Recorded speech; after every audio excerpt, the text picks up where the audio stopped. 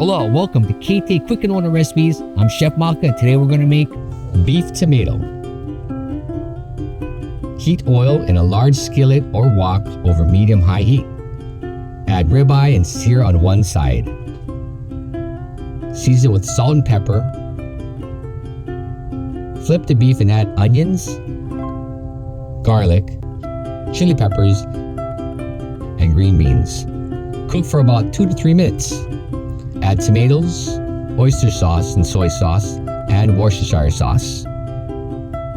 Continue cooking until the beef is cooked through and the tomatoes begin to soften. Taste and adjust seasoning as needed. Then serve over hot steamed rice. Oh, delicious. For this recipe and more, visit ktasuperstores.com/recipes.